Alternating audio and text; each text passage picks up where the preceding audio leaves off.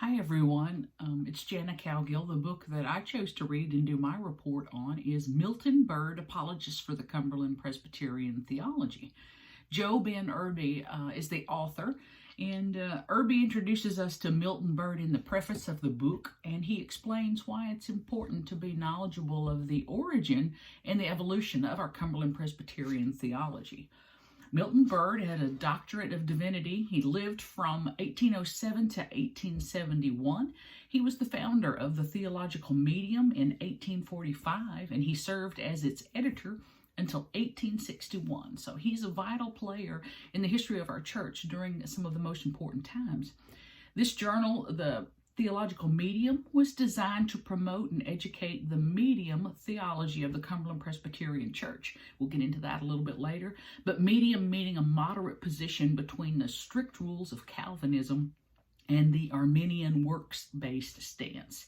So as contemporary Cumberland Presbyterians, it can be somewhat challenging for us to fully understand the controversies and the trials that some of our founding ministers faced. And Joe Irby, he explains how these were battled by our founding fathers, and it wasn't just a mere theological debate. It was really something they felt like they were defending their faith as they firmly understood and believed as the clear teachings of the Bible. So it's important as we look at Milton Bird and this book that Irby does of him. Milton's parents were Arminians, and they believed in final apostasy, which is where a believer could sin so severely that he would be finally and eternally lost. And in defending the medium theology of the CP Church, Bird explains that he himself also believed this way as an Arminian until about the age of 20, and that's when he was saved. He joined a local Cumberland Presbyterian church. In the next few years, he placed himself under Logan Presbytery in the state of Kentucky as a candidate for ministry, and then he was ordained in 1830. So Irby tells a great story about Milton Bird from John Morgan. He was a CP missionary serving in Pennsylvania, and after ordination, in the second year of Irby's ordination, of Bird's ordination, he traveled to Pennsylvania to work with these missionaries. And the missionaries in Pennsylvania, oddly enough, were very well received by the public, but it was the Presbyterians that were pretty vehemently against them.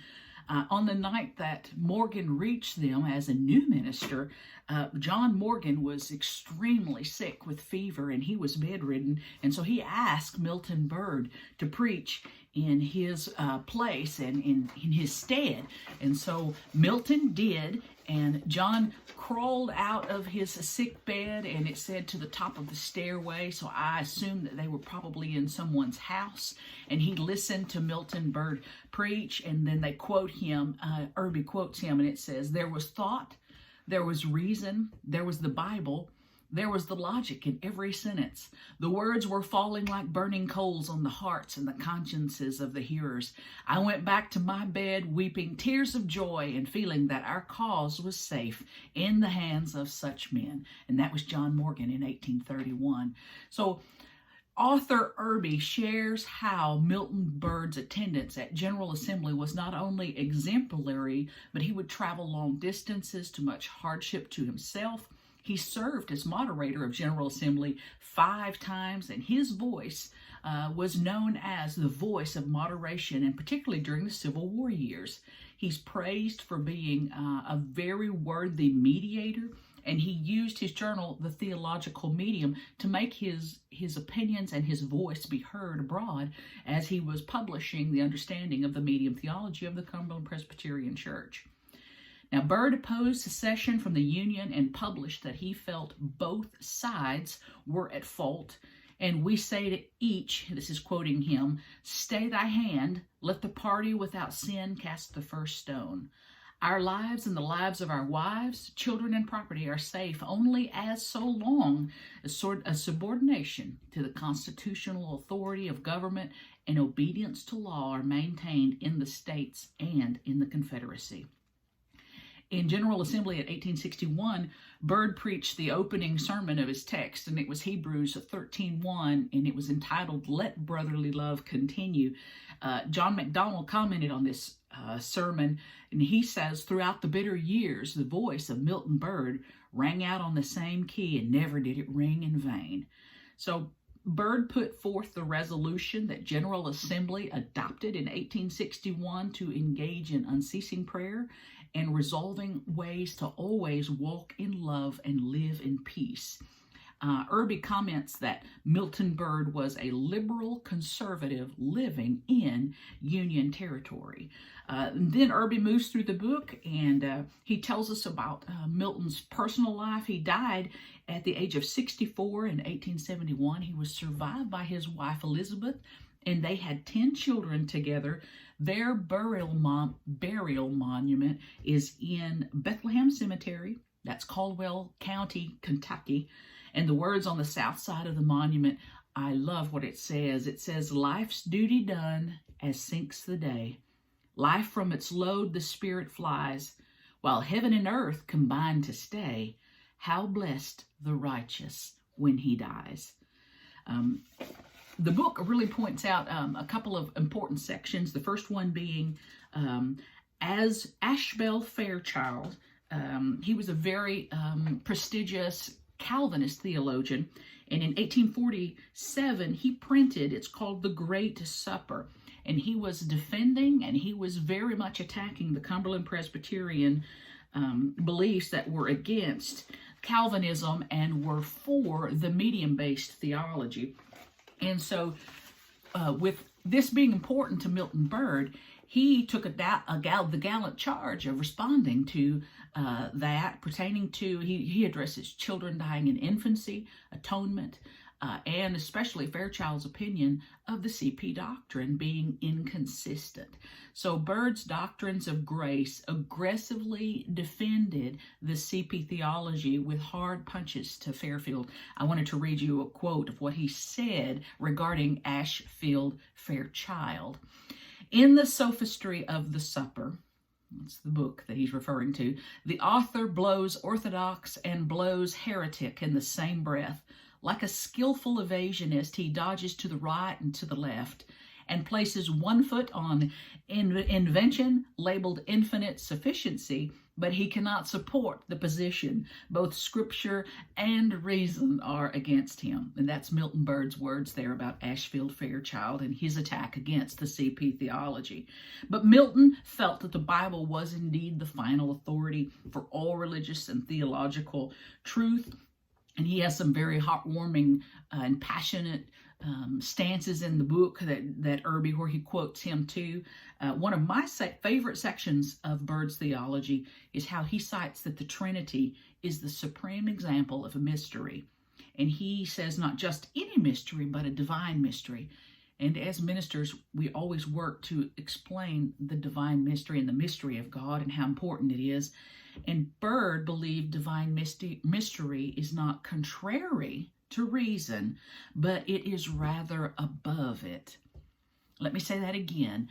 Divine mystery is not contrary to reason. It is simply above it. And to Byrd, mystery is equal to fact and of the highest importance to belief. And he felt it both foolish, and I'm quoting him, and unreasonable to reject what God has revealed simply because one cannot comprehend it. How wonderful is that? It's simple and yet it's profound at the same time. And he also defines the medium system of theology in the book.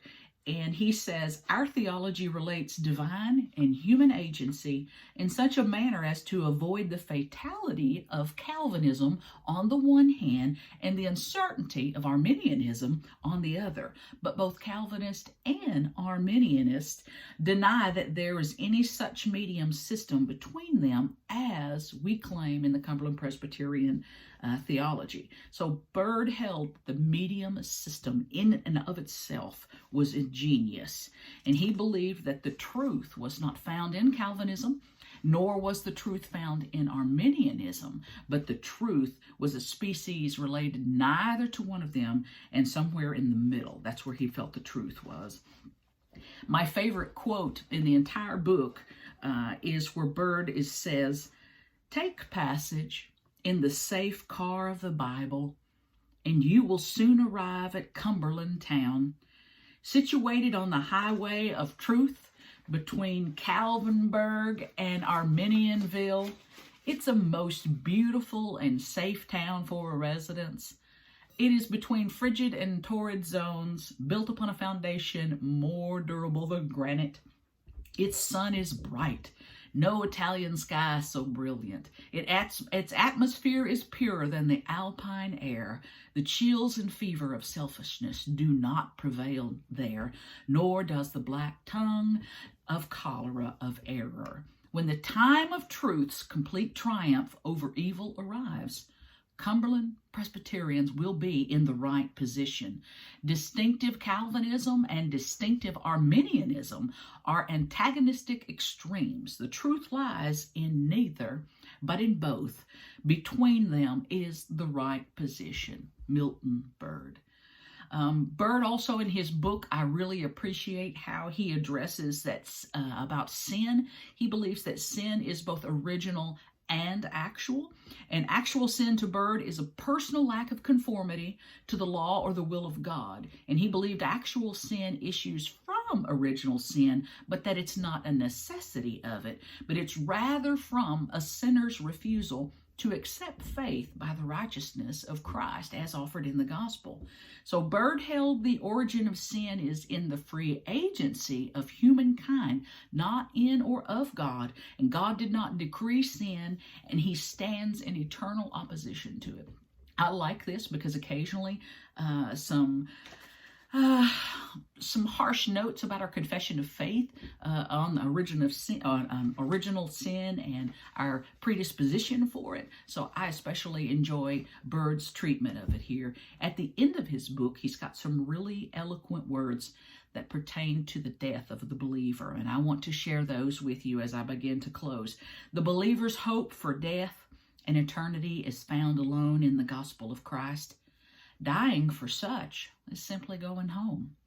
The soul returns to God who gave it.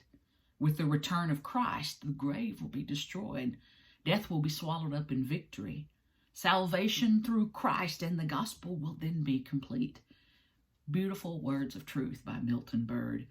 But we have to also point out in this book, in Irby's book, he makes sure to say that Bird did not shy away on his position of the death of the unbeliever as well. And he makes it clear that death will have no pity on the unbeliever.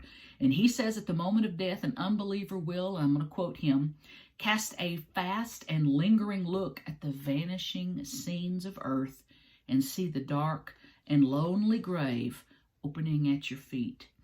Your blood freezes, your hair raises, keen despair pierces your heart. So as looking at this book, I think it's a wonderful staple for Cumberland Presbyterian history and heritage, particularly as we look at the specifics of medium theology.